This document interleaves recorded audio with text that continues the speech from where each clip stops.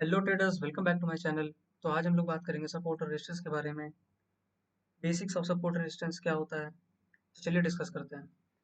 अब पहला point, support and resistance जो होते हैं, जोन्स होते हैं, कोई भी पर्टिकुलर प्राइस पॉइंट नहीं होता है। इसका क्या मतलब होता है?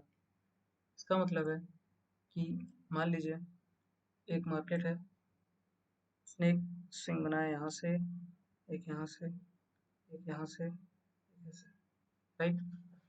तो कभी भी कोई एक पर्टिकुलर जोन होता है, राइट, एक ज़ोन की तरह एक्ट करता है। कोई प्राइस पॉइंट एक पर्टिकुलर नहीं होता है। ऐसा नहीं होता है कि 100 पे है रेजिस्टेंस तो 100.0 पे ही रहेगा। वो एक थोड़ा ज़ोन हो सकता है, 100.2 हो सकता है और 99.8 भी हो सकता है। मतलब कहने का मतलब है कि इस ज़ोन के अंदर मूव कर सकता है। इतना एक एरिया हो गया, इतना एक ज़ोन हो गया हम लोग का, राइट। तो ये क्या हो गया? ज़ोन की तरह एक्ट करेगा, पहला पॉइंट। दूसरा पॉइंट, अब ये जो ज़ोन होते हैं वो किसके ज़ोन होते हैं? डिमांड एंड सप्लाई के ज़ोन होते हैं। किसके? एग्रेसिव बायर्स एंड सेलर्स के। इसका मतलब क्या है? इसका मतलब ये है कि डिमांड जो होती है हमारी, डिमांड जोन, यहाँ पे हमारे अग्रेसिव बायर्स बैठे होते हैं। कि अगर 2 बार मार्केट मान लीजिए यहाँ से रिवर्स हुआ है, तो अगर ये थर्ड टाइम जब आएगा, तो जो ट्रेडर्स होते हैं वो इंतज़ार करते हैं कि यहाँ पे जब ये आए और कोई प्राइस एक्शन दिखाए या कैंडलस्टिक कोई बनती है उनकी फेवरेट, तो वो उसके अकॉर्डिंग ट्रेड लेने लगते हैं, मतलब बाय करने लगेंगे यहाँ पे। सिमिलरली अपसाइड के लिए अगर रेजिस्टेंस यहाँ से है, मार्केट रिवर्स हुआ है, तो वो फ्यूचर में वेट करेंगे कि मार्केट जब यहाँ पे पहुँचेगी और प्राइस एक्शन बनाएगी, नेगेटिव प्राइस एक्शन कोई कैंडलस्टिक पैटर्न बनाती है या कुछ भी बनाती है, तो वो लोग यहाँ से क्या करेंगे? सेल करना चालू कर देंगे। यहाँ पे अग्रेसिव सप्लाई जोन पे सेलर्स बैठे होते हैं और डिमांड जोन पे अग्रेसिव बायर्स बैठे होते हैं। अब तीसरा कॉन्सेप्ट पे आते हैं, तीसरे पॉइंट पे आते हैं, चेंज ऑफ पोलैरिटी। वो क्या होता है? चेंज ऑफ पोलैरिटी होता है, अब मान लीजिए इसको थोड़ा इसमें दिखाता हूँ मैं आपको, एक मिनट। मान लीजिए आप एक मल्टी स्टोरी बिल्डिंग के अंदर है, राइट, उसके बीचों बीच है, यहाँ पे, यहाँ पे, ठीक है।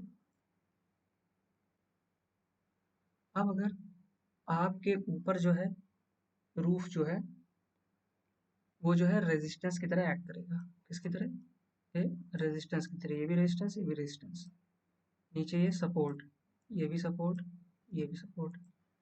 तो अगर मार्केट जब रेजिस्टेंस को ब्रेक करेगा, तो ये नेक्स्ट रेजिस्टेंस तक जाने की कोशिश करेगा, और जब ये रेजिस्टेंस ब्रेक हो जाएगा, तो ये सपोर्ट की तरह एक्ट करने लगेगा। इसी कॉन्सेप्ट को बोलते हैं चेंज ऑफ पोलैरिटी। मतलब कि support become resistance and resistance become support. अगर रेजिस्टेंस टूटता है तो ये सपोर्ट बन जाएगा अगली बार के लिए, राइट। सिमिलरली डाउन साइड के लिए अगर ये सपोर्ट जो है ब्रेक होता है, तो ये रेजिस्टेंस बन जाएगा नेक्स्ट टाइम के लिए। इसी इसी सिमिलरली इसमें भी ऐसे ही है। अगर आप ऊपर जाएंगे तो रेजिस्टेंस आपकी तरह, इस रूफ जो है आपका रेजिस्टेंस की तरह एक्ट करेगा, और जो नीचे आपका ये फ्लोर है, ये अगर ब्रेक करेगा तो ये नेक्स्ट सपोर्ट तक के लिए जाएगा। अगर आप यहाँ से, ये टूट जाता है ये, तो आप नीचे आ जाएंगे यहाँ तक, नेक्स्ट सपोर्ट तक। वापस अगर आप बाउंस करेंगे तो ये क्या बन जाएगा आपके लिए? रेजिस्टेंस बन जाएगा। बस यही सब कॉन्सेप्ट है, simple. Support become resistance and resistance become support. इसी को ही चेंज ऑफ पोलैरिटी बोलते हैं। तो चलिए एक बार फिर से रिवाइज कर लेते हैं, क्या 3 पॉइंट्स थे हमारे। पहला पॉइंट था कि सपोर्ट एंड रेजिस्टेंस जो होते हैं वो जोन होते हैं, कोई पर्टिकुलर प्राइस पॉइंट नहीं होता। दूसरा, जोन्स जो होते हैं वो डिमांड एंड सप्लाई के जोन होते हैं, जो कि होते हैं एग्रेसिव बायर्स जहाँ पे होते हैं और एग्रेसिव सेलर्स होते हैं।